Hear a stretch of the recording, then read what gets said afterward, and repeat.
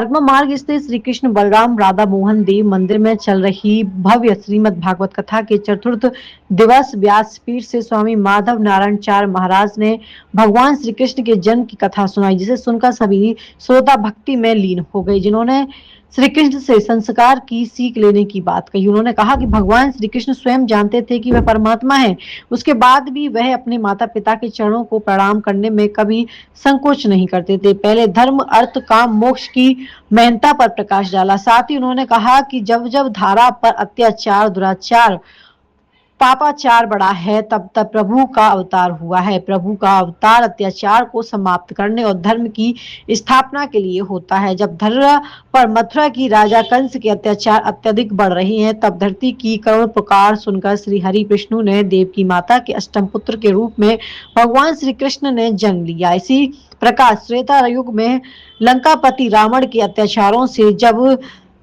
धरा डोलने लगी, तब मर्यादा पुरुषोत्तम भगवान श्री राम ने जन्म लिया। ऐसे तमाम प्रसंग श्रोताओं को सुनाए, जिससे सुनकर उपस्थित श्रोता भक्ति भाव में लीन हो गया। गोपियों के घर से केवल माखन चुराया, अर्थात सार तत्व को ग्रहण किया है और असार को छोड़ दिया है। प्रभु हमें समझाते थे कि सृष्टि का सार तत्व परमात्मा है, इसलिए असार यानी संसार के नष्ट भोग पदार्थों की प्राप्ति में अपने समय, साधन एवं समर्थन को अपव्यय करने की जगह हमें अपने सुंदर स्थित परमात्मा को प्राप्त करने का लक्ष्य रखना चाहिए। अनेकों प्रकार के उत्सव मनाए जा रहे हैं, जिसमें भगवान श्री कृष्ण का और जन्मदिन भी मनाया।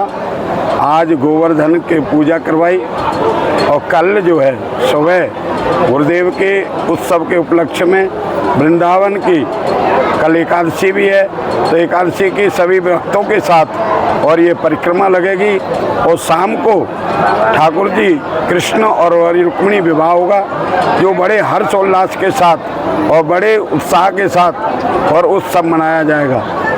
उसके पश्चात 7वें दिन के बाद और सुदामा चरित्र की लीला का वर्णन होगा और उसके बाद में होली का बृहद रूप से और उत्सव मनाया जाएगा।